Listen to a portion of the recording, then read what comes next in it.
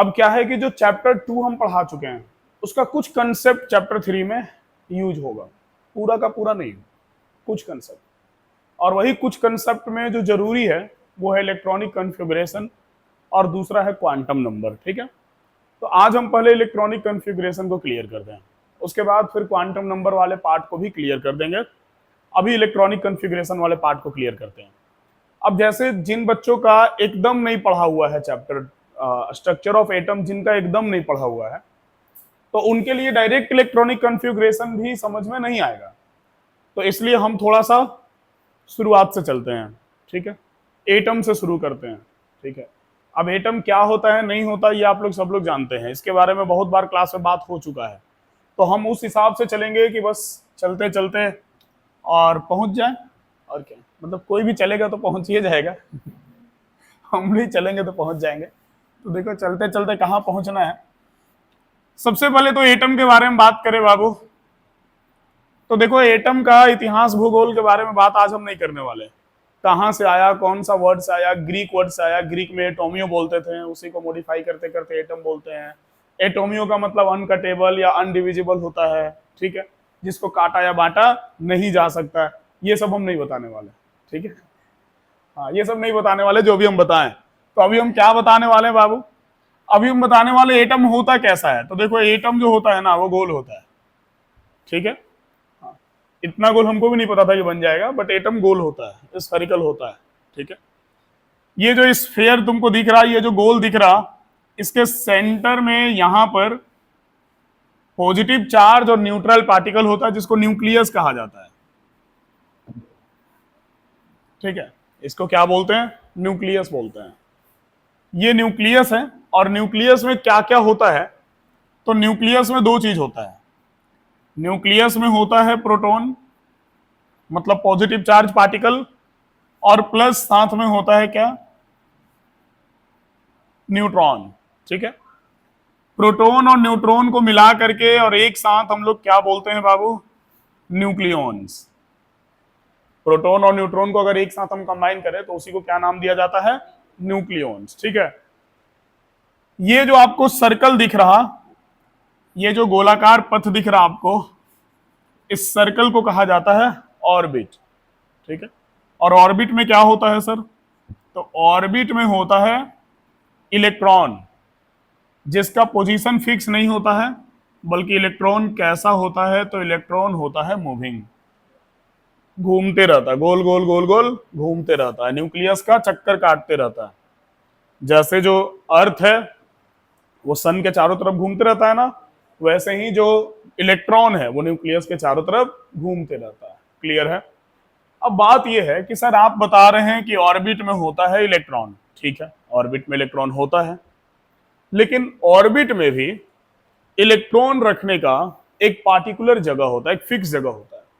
मतलब सर, मतलब ऑर्बिट में हर जगह इलेक्ट्रॉन नहीं होता है, मतलब कहीं कहीं होता है, बिल्कुल। ऑर्बिट में हर जगह इलेक्ट्रॉन क्यों नहीं होता है, देखो बात समझना। ये एटम है, ठीक है, यहां पॉजिटिव चार्ज है, तो इलेक्ट्रॉन जो है ना बाबू वो ऐसे एकदम लगातार कभी भी तुमको ऑर्बिट में नहीं मिलेगा। काहे नहीं मिलेगा सर, तो इसलिए नहीं मिलेगा क्योंकि इलेक्ट्रॉन का चार्ज कैसा होता है, निगेटिव होता है ना, निगेटिव चार्ज। आप सेम चार्ज को एक साथ लाइन में लगा के कभी रख सकते हैं, कभी नहीं। क्यों सर, क्यों नहीं रख सकते हैं, क्योंकि सेम चार्ज के बीच में रिपल्सन होता है, विकर्षण होता है कि नहीं होता है। तो इन सारे इलेक्ट्रॉन को आप सोचिएगा कि ऐसे लगातार सजा के रख दें, तो ये पॉसिबल नहीं है। तो होता क्या है, तो इनके बीच में रिपल्सन के कारण थोड़ा सा गैप बन जाता है, दूरी बन जाता है।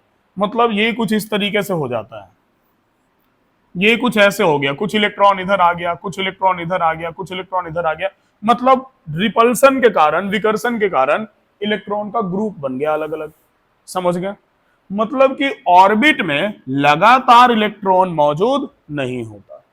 ठीक है, तो ऑर्बिट में जहां इलेक्ट्रॉन मौजूद होता है, जहां इलेक्ट्रॉन अवेलेबल होता है, उस जगह को एक नया नाम दिया गया, और उसको क्या नाम दिया गया, ऑर्बिटल, या बहुत लोग इसको बोलते हैं ऑर्बिटल, जो बोलना चाहे बोल दीजिए, कोई फर्क नहीं पड़ता है।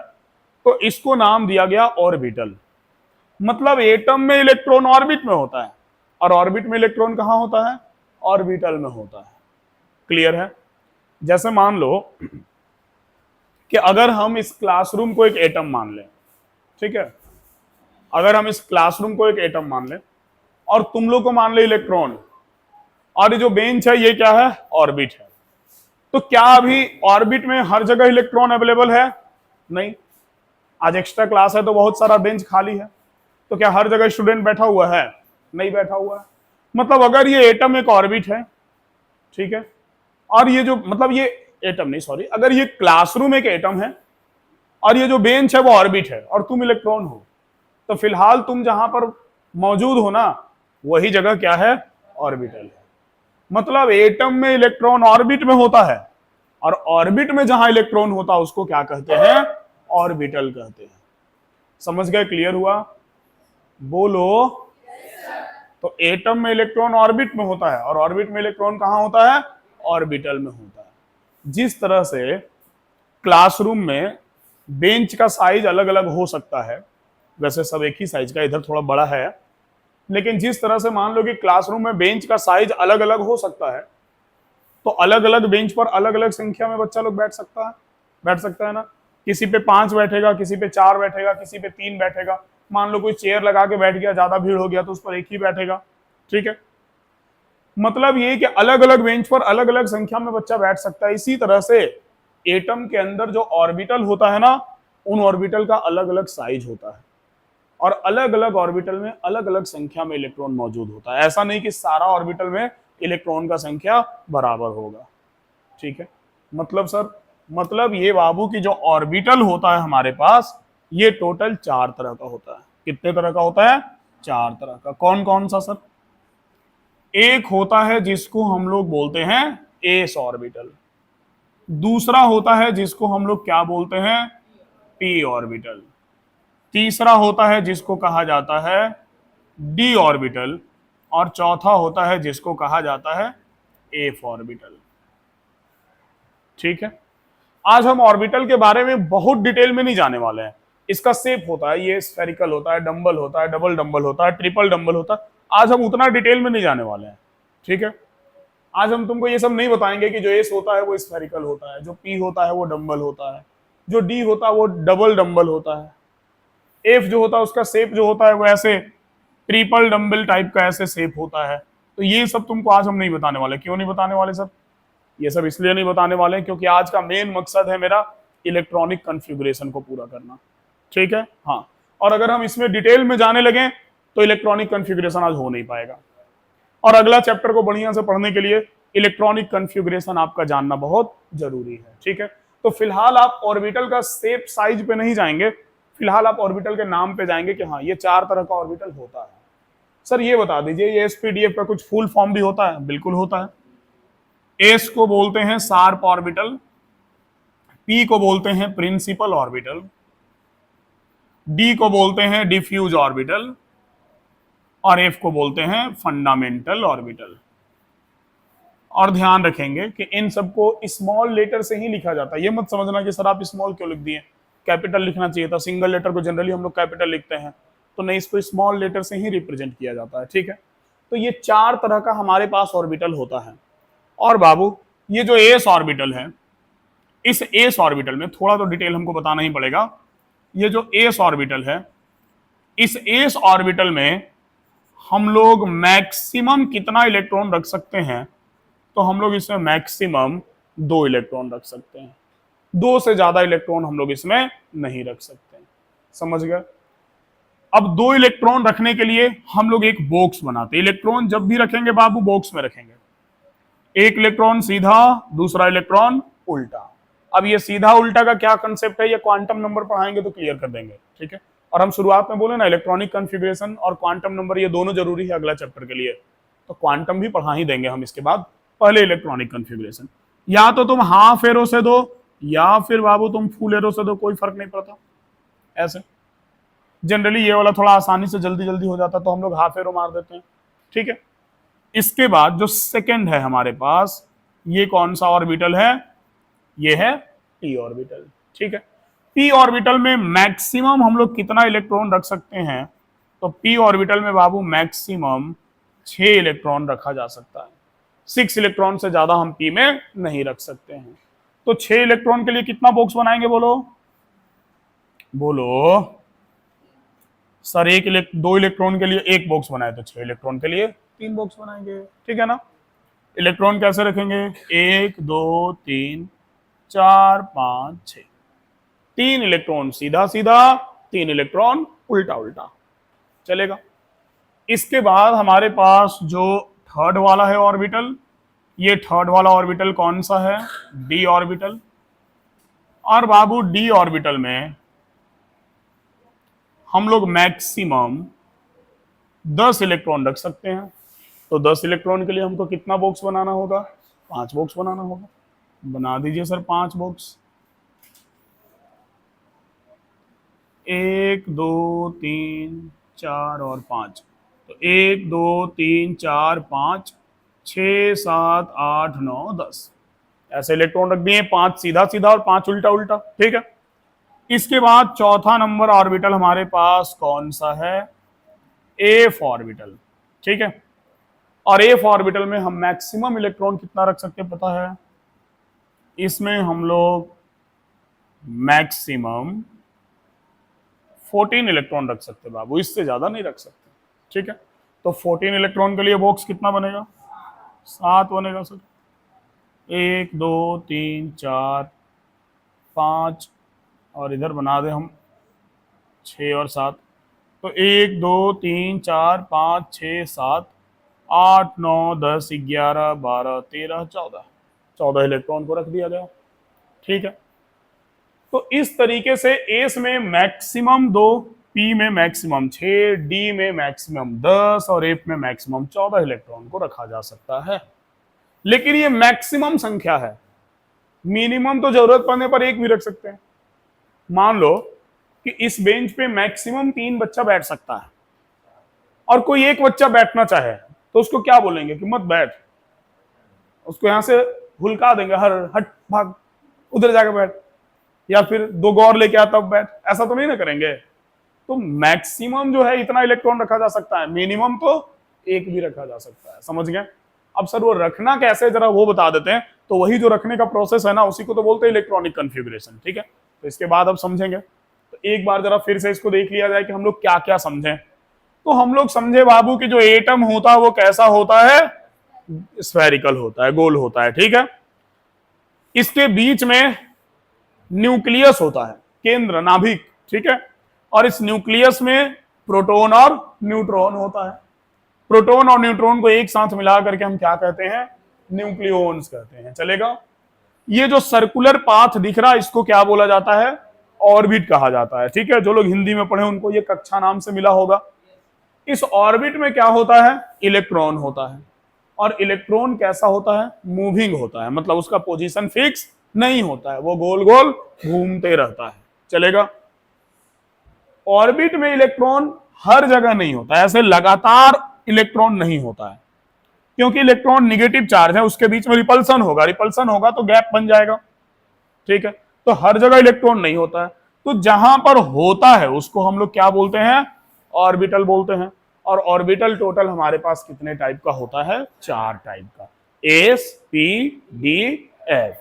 एस में हम मैक्सिमम 2 इलेक्ट्रॉन रख सकते हैं, पी में हम मैक्सिमम 6 इलेक्ट्रॉन रख सकते हैं, डी में मैक्सिमम 10 इलेक्ट्रॉन रख सकते हैं और एफ में मैक्सिमम 14 इलेक्ट्रॉन हम रख सकते हैं। क्लियर हुआ, चलेगा। चलिए जरा इसको नोट कर लीजिए, उसके बाद हम लोग आगे बढ़ते हैं इलेक्ट्रॉनिक कॉन्फ़िगरेशन में।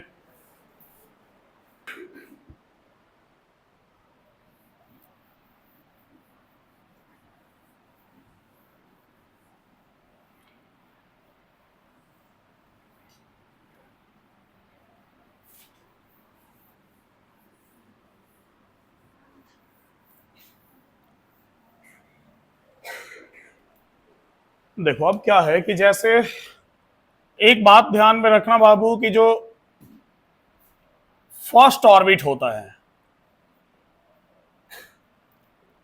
उस फर्स्ट ऑर्बिट में आप सिर्फ एस ऑर्बिटल को रख सकते हैं। फर्स्ट में एस के अलावा कोई दूसरा नहीं होता है, फर्स्ट में सिर्फ एस होता है। जो सेकेंड ऑर्बिट होता है उसमें एस और पी दोनों होता है। थर्ड ऑर्बिट में एस, पी और डी तीनों होता है, और बाकी के सारे ऑर्बिट्स में S, P, D and F चारों होता है। आप बचपन में पढ़े ना 9-10 क्लास में, अगर आप इलेक्ट्रॉनिक कॉन्फ़िगरेशन हल्का फुल्का भी पढ़े होंगे, हिंदी में पढ़े होंगे तो इलेक्ट्रॉनिक विन्यास मिला होगा और इंग्लिश में इलेक्ट्रॉनिक कॉन्फ़िगरेशन मिला होगा, तो आपको वहां पे 2, 8, 8, 18, 18 ऐसे करके पढ़ाया गया ना, 2, 8, 8, 18 ऐसा करके। फर्स्ट ऑर्बिट में आप 2 ही इलेक्ट्रॉन रखते थे, 2, 8, 8 ऐसे करके बताया होगा ना। तो फर्स्ट ऑर्बिट में आप 2 ही इलेक्ट्रॉन रखते थे ना। फर्स्ट में आप 2 इलेक्ट्रॉन ही क्यों रखते थे? बिकॉज फर्स्ट में सिर्फ और सिर्फ कौन होता है? एस होता है। एस में 2 से ज्यादा रखा ही नहीं जा सकता। सेकंड में आप 8 इलेक्ट्रॉन रखते थे, तो सेकंड में आप 8 इलेक्ट्रॉन ही क्यों रखते थे? क्योंकि सेकंड ऑर्बिट में एस और पी दोनों होता है। एस और पी दोनों मिलाकर के 6 और 2, 2 एस में और पी में 6, टोटल 8 इलेक्ट्रॉन। तो वही 2, 8, 8 ऐसे चलता था। ठीक है, देखो अब इसको अच्छे से समझने के लिए हम लोग इलेक्ट्रॉनिक कॉन्फ़िगरेशन पढ़ेंगे। जो इलेक्ट्रॉनिक कॉन्फ़िगरेशन होता है, ये इलेक्ट्रॉनिक कॉन्फ़िगरेशन एनर्जी लेवल का इंक्रीजिंग ऑर्डर होता है। ठीक है, किसके एनर्जी लेवल का? एटॉमिक ऑर्बिटल्स के एनर्जी लेवल का इंक्रीजिंग ऑर्डर होता है। ये एनर्जी लेवल का इंक्रीजिंग ऑर्डर डिसाइड कैसे होता है सर? तो बाबू ये एनर्जी लेवल का इंक्रीजिंग ऑर्डर डिसाइड होता है अफवाउ प्रिंसिपल से, और वो अफवाउ प्रिंसिपल हम आपको अभी बाद में पढ़ाएंगे। अभी हम लोग डायरेक्ट इलेक्ट्रॉनिक कॉन्फ़िगरेशन लिखना सीखेंगे, और उसके लिए हम लोग को देखना पड़ेगा एक मैजिक डायग्राम। ठीक है, मैजिक डायग्राम जैसे सर, सबसे पहले एस ऑर्बिटल के लिए लिखेंगे, एक लाइन बनाएंगे, 1s, 2s, 3s, 4s, 5s, 6s and 7s। ठीक है, 7 से नीचे जाने की जरूरत नहीं है। हमारे पास जितना भी एटम अभी तक नॉन है, 7 ऑर्बिट से ज्यादा इलेक्ट्रॉन किसी में जाता ही नहीं है। पूरा 118 एलिमेंट में आप चले जाइएगा। तो ये हो गया एस के लिए। अब एस के बाद लिखेंगे पी के लिए। 1 से नहीं लिखेंगे, क्योंकि 1 में पी ऑर्बिटल नहीं होता है। पी का शुरुआत कहां से होता है? 2 से। 2p, 3p, 4p, 5p, 6p, 7p। अब डी के लिए लिखेंगे तो कहां से लिखेंगे?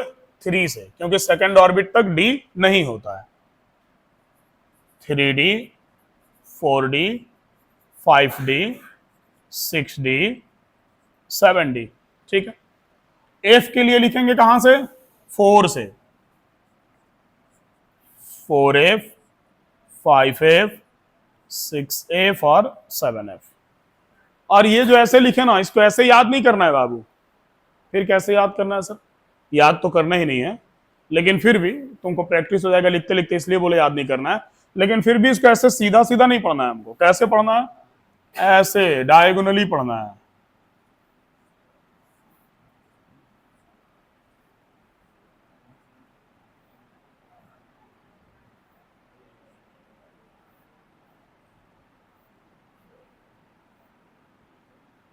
मतलब सबसे पहले कौन आएगा?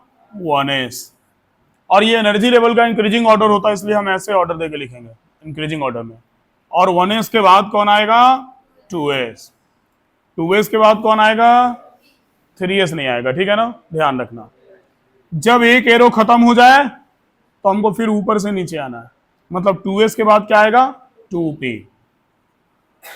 2p के बाद क्या आएगा? 3s। समझ रहे हो ना? यहां के बाद यहां चले हैं 2p, 3s। अब फिर कहां जाएंगे? 3p। क्लियर है? ऐसे ऊपर से नीचे क्यों आएंगे? ऊपर से नीचे क्यों आएंगे? ऐसे लिखना है हमको। तो 3s के बाद क्या हो गया? 3p। 3p के बाद 4s। 4s के बाद क्या हो गया बोलो? 3d। और 3d के बाद 4p। 4p के बाद क्या हो गया? 5s। 5s के बाद 4d। होगा ना? और 4d के बाद 5p। नहीं क्लियर हुआ? 5s खत्म हुआ ना, 5s के बाद फिर हम कहाँ चले जाएंगे, यहाँ चले जाएंगे। ठीक है, तो 5s के बाद हो गया क्या, 4d, 5p, फिर क्या 6s, 6s के बाद बताओ क्या होगा, बोलो 4f। हाँ, क्योंकि हर बार यहां के बाद हमको ऊपर चले जाना है, 4f। इस तरीके से हम पूरा इलेक्ट्रॉनिक कॉन्फ़िगरेशन लिख लेंगे। समझ गए बात को ना? क्लियर है? तो ये हमारे पास होता है ऑर्डर इलेक्ट्रॉनिक कॉन्फ़िगरेशन का। अब इसमें इलेक्ट्रॉन कैसे भरते हैं, मतलब एटम में ये कैसे लिखेंगे वो देखा जाए। मान लो बाबू कि हम ले लिए हाइड्रोजन, हाइड्रोजन जिसका एटॉमिक नंबर कितना होता है, 1। एटम न्यूट्रल है तो जितना इलेक्ट्रॉन है उतना प्रोटॉन है, सब बराबर है, तो इलेक्ट्रॉन भी कितना है, 1। हमको लिखना है इसका इलेक्ट्रॉनिक कॉन्फ़िगरेशन। हम यहां से उठाएं 1s, 1s, इलेक्ट्रॉन कितना है, 1। जितना इलेक्ट्रॉन है उसको लिखेंगे पावर में, और ये हो गया 1s1। समझे? इलेक्ट्रॉन को हमको हमेशा कहां लिखना है, पावर में। अब कोई बोलेगा सर एस में तो 2 ना रख सकते हैं। भाई एस में मैक्सिमम 2 रख सकते हैं ना, अरे मिनिमम तो 1 भी चलेगा। चलेगा कि नहीं चलेगा? मान लो इसके बाद हम लेते हैं हीलियम, एटॉमिक नंबर क्या होगा, 2।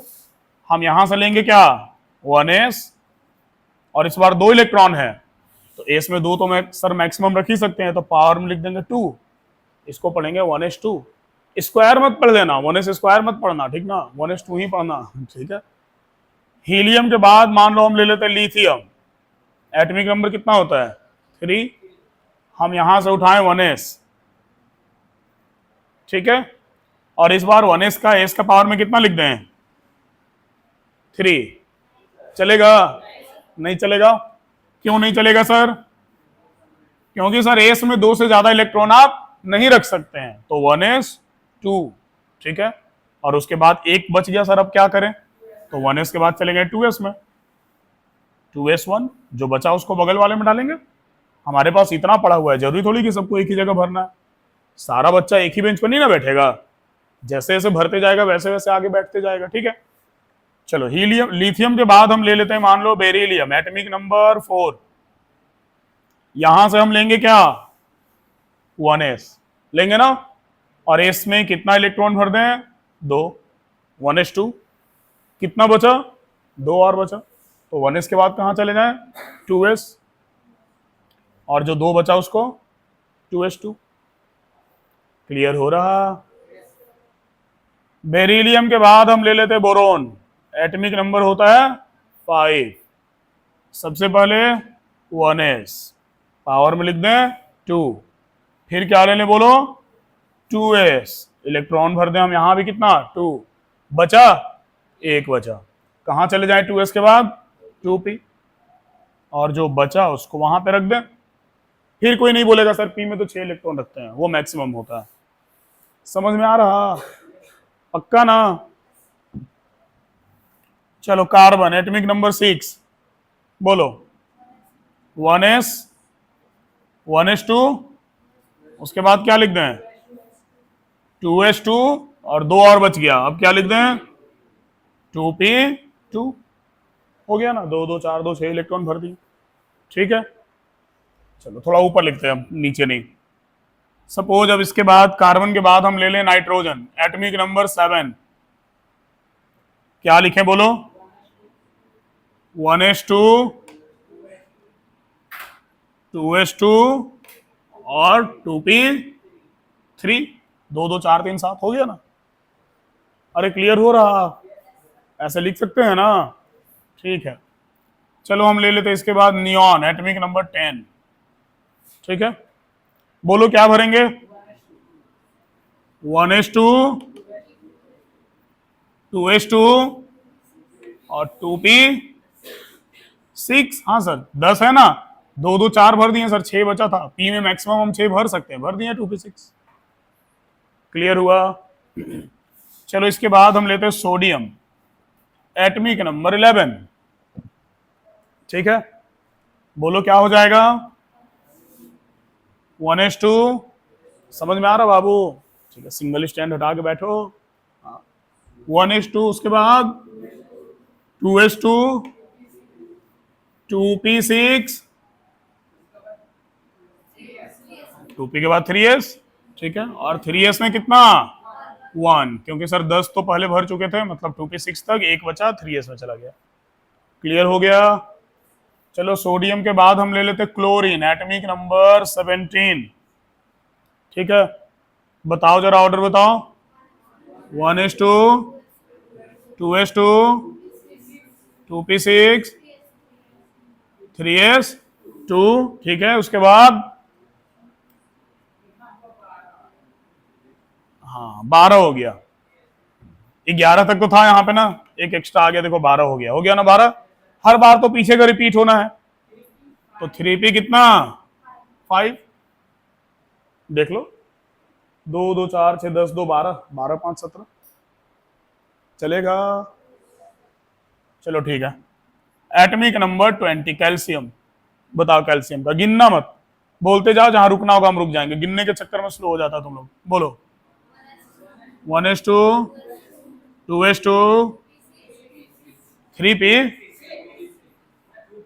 2p ना, हाँ, 2s2, 2p6, 3s2, बोलो बोलो आगे बोलो, 3p6, 4s2 हो गया।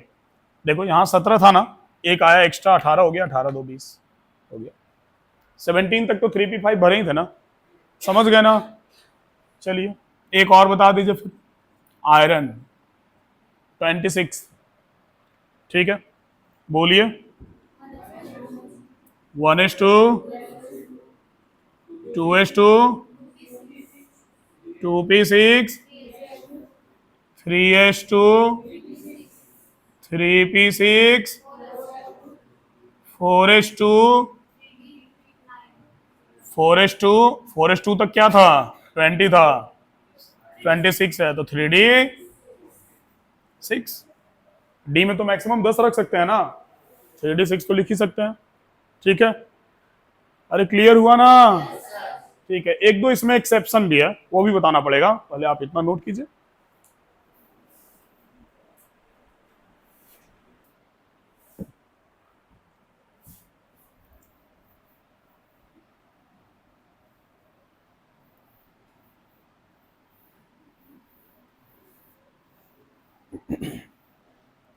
देखो अब क्या है ना कि अभी तो हम तुम लोग से और भी बहुत सारा प्रैक्टिस करवाते हैं, और प्रैक्टिस करवा के उसके बाद हम कुछ एक्सेप्शनल केस है वो सब बताते हैं, बट थोड़ा टाइम का कमी है, उसको देखते हुए हम तुम लोग को अभी पढ़ा दें इसका एक्सेप्शनल केस। जैसे देखो बाबू, होता क्या है, एक एटम है क्रोमियम, एटॉमिक नंबर इज 24। जब इसका इलेक्ट्रॉनिक कॉन्फ़िगरेशन लिखेंगे तो क्या लिखेंगे? 1s2, 2s2, 2p6, 3s2, 3p6, 4s2, 3d, 4s2, 3d4। 4s2 तक 20 होता है, देखो कैल्शियम का 4s2 तक 20 है, और 3d आया उसके बाद, तो 20 एंड 4 क्या हो गया? 24। ठीक है, लेकिन यहां थोड़ा सा एक्सेप्शन आ जाता है, ये 4s2 3d4 के जगह 4s1 3d5 के फॉर्म में मिलता है। होता क्या है कि किसी भी एटम का स्टेबिलिटी मैक्सिमम तब माना जाता है जब उस एटम का आउटर ऑर्बिटल या तो फुलफिल्ड हो या फिर हाफ फिल्ड हो। जब उस एटम का आउटर ऑर्बिटल या तो पूरा भरा हो या फिर आधा भरा हो, तब उसको सबसे ज्यादा स्टेबल माना जाता है। मतलब सर, हाँ 9 में भी होता है। तो होता यह है कि हमारे पास है 4s2 और 3d4, एस में 2 इलेक्ट्रॉन है, और डी में कितना इलेक्ट्रॉन है? 4 इलेक्ट्रॉन है। ठीक है, 1 2 3 4, बॉक्स तो 5 होगा ऐसे। इसमें एस का एक इलेक्ट्रॉन चला जाता है डी में, और इसको बना देता है 4s1, और ये 3d4 की जगह क्या बन जाता है? 3d5। सर इससे फायदा क्या हुआ? इससे फायदा हुआ ना कि ये हाफ फिल्ड हो गया, आधा भर गया। और कोई भी एटम सबसे ज्यादा स्टेबल तब माना जाता है जब उसका लास्ट का ऑर्बिटल या तो पूरा भरा हो या आधा भरा हो। ठीक है, तो तुम ध्यान देना कि कभी भी, और ये हर जगह नहीं होता, हालांकि ये केस मतलब हर एटम में देखने के लिए नहीं मिलेगा कि हम कहीं भी पूरा या आधा भर दें। ये सिर्फ S1D5 और S1D9 में होता है। मतलब सर S1D5 जिसके लास्ट में, सॉरी S1D5 नहीं, S2D4 जिसके लास्ट में तुमको H2D4 मिला, तुम उसको S1D5 बना देना, एस का एक इलेक्ट्रॉन डी में भेज देना। ठीक है, जिसके भी लास्ट में तुमको क्या मिला? H2D4। ये नहीं, 4 और 3 से मतलब नहीं है, ऑर्बिट से मतलब नहीं, हमको ऑर्बिटल से मतलब है। H2D4 की जगह हमको क्या लिखना है? S1D5। और इसी तरीके से एक और एटम है, मान लो हम लेते हैं कॉपर, जिसका एटॉमिक नंबर होता है 29। और अगर इस कॉपर का हम इलेक्ट्रॉनिक कॉन्फ़िगरेशन लिखें तो 1s2 2s2 2p6 3s2 3p6 4s2 और 3d9 ऐसा आएगा। तो यहां भी बाबू H2D9 की जगह क्या हो जाता है? S1D10। जैसे आपके पास है 4s2 और 3d9, एस में 2 इलेक्ट्रॉन है और डी में कितना इलेक्ट्रॉन है? 9। 1 2 3 4 5 6 7 8 और 9। इस तरीके से इलेक्ट्रॉन है इसमें। ठीक है, अब होता क्या है कि एस का एक इलेक्ट्रॉन यहां भी जंप करके कहां चला जाता है? डी में चला जाता है। और ये 4s2 की जगह क्या बन गया? 4s1। और 3d9 की जगह क्या बन गया? 3d10। सर इसको फायदा क्या हुआ? इसको फायदा ये हुआ कि ये फुल फिल्ड हो गया, और ये फुल फिल्ड हो गया तो ये स्टेबल हो गया। लेकिन ध्यान में ये बात रखना है हमको हमेशा कि हम इलेक्ट्रॉन तभी जंप करवा सकते हैं जब हम जिससे इलेक्ट्रॉन जंप करवा रहे हैं उसके ऊपर कोई असर ना पड़े। मतलब एस में 2 इलेक्ट्रॉन था, एक बचा, पहले फुल फील्ड था, अब हाफ फील्ड है। स्टेबिलिटी फुल फील्ड में भी होता है और स्टेबिलिटी हाफ फील्ड में भी होता है, कोई प्रॉब्लम नहीं है। हम ऐसा नहीं करवा सकते थे कि मान लो यहाँ पे 3 इलेक्ट्रॉन रहता, हम इसका दोनों का दोनों यहाँ ट्रांसफर कर देते, बोलते हाँ 3d5 बना दिए, हाफ फील्ड हो गया, स्टेबल हो गया, फिर इसका क्या? इसका दोनों का दोनों इलेक्ट्रॉन निकाल लिए। वैसा काम नहीं कर सकते हैं। या तो फुल फील्ड या हाफ फील्ड रहना चाहिए, पूरा एकदम साफ फील्ड नहीं हो जाना चाहिए, उसका पूरा फील्ड साफ कर दे, सारा इलेक्ट्रॉन लेके भाग जाए, वो काम हम नहीं कर सकते। ठीक है, तो आप ये ध्यान रखिएगा कि H2D4 और H2D9 के केस में आपको ये काम कर देना है। और आप इसी चीज को फॉलो करते हुए हमको एक 47 सिल्वर का इलेक्ट्रॉनिक कॉन्फ़िगरेशन लिख के दिखाइए। पहले लिख के दिखाइए, फिर आप नोट कीजिएगा। जरा एक कॉल आया, हम बात कर लें।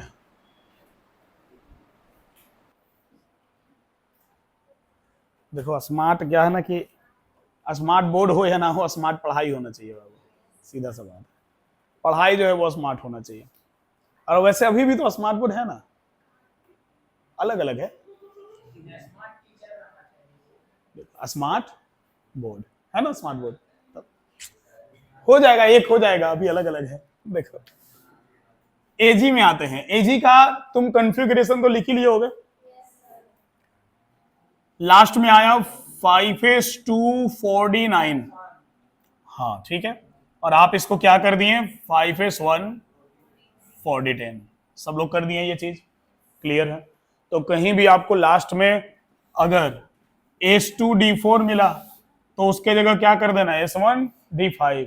और अगर कहीं लास्ट में तुमको H2D9 मिला तो उसके जगह क्या कर देना? S1D10। मतलब एस का एक इलेक्ट्रॉन निकाल के और किस में डाल देना है तुमको? डी में डाल देना है, चलेगा?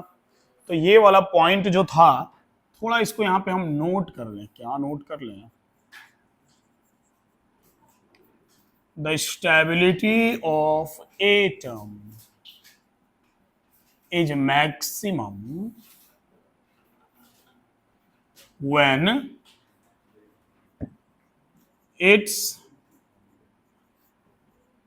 outer atomic orbital is either half filled or full field.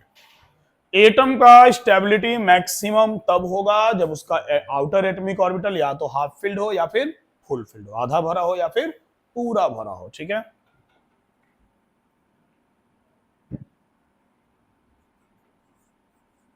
In case of H2D4 and H2D9, an electron from S orbital jumps to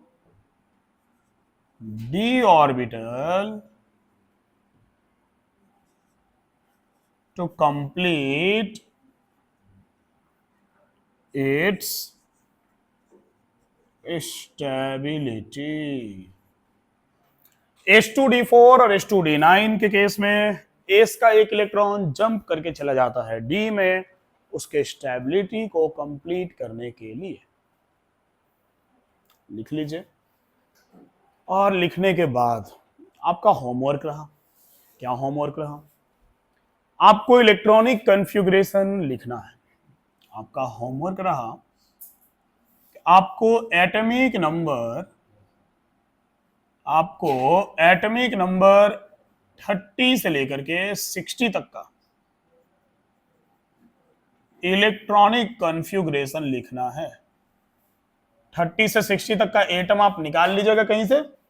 ठीक है, बुक में मिल जाएगा, नेट पे मिल जाएगा, नहीं मिलेगा तो गिनती लिख देना 31, 32, 33, 34, क्योंकि हमको मतलब सिर्फ और सिर्फ किससे है? इलेक्ट्रॉनिक कॉन्फ़िगरेशन से। और 30 से 60 तक का इलेक्ट्रॉनिक कॉन्फ़िगरेशन घर पे लिखोगे, आज के आज लिख लोगे, प्रैक्टिस हो जाएगा पूरा। ये चैप्टर मतलब ये जो टॉपिक है ना, वो भी अगर तुम घर पे आज ही लिख लोगे ना तो टॉपिक क्लियर हो जाएगा माइंड में हमेशा के लिए। ठीक है, क्योंकि देखो हर बार जब तुम आगे का लिखोगे तो पीछे वाला रिपीट हो रहा है। 30 से 60 तक लिखवाएंगे तो 30 तक तो हर बार रिपीट होना है, 60 तक जाते जाते 59 तक का रिपीट होना है। हम लोग को जरूरत बेसिकली पड़ता है कहां तक का? 30-40 तक का। उतना तुमको लिखते लिखते ही याद हो जाएगा। ठीक है, 1s2, 2s2, 2p6, 3s2, 3p6, 4s2, 3d10, 30 हो गया इतना में। ठीक है, वो तुमको लिखते लिखते याद हो जाएगा। ठीक है, तो इतना काम आप करेंगे आज। ठीक है, तो क्लास को ओवर किया जाए। जो बच्चा लोग नहीं आया था उन लोग के लिए हम खूब बढ़िया से रिकॉर्ड कर लिए। अब बढ़िया से घर पे देखेगा, और बाबू तुम लोग भी ये वाला होमवर्क बना लेगा पक्का एकदम। ठीक है,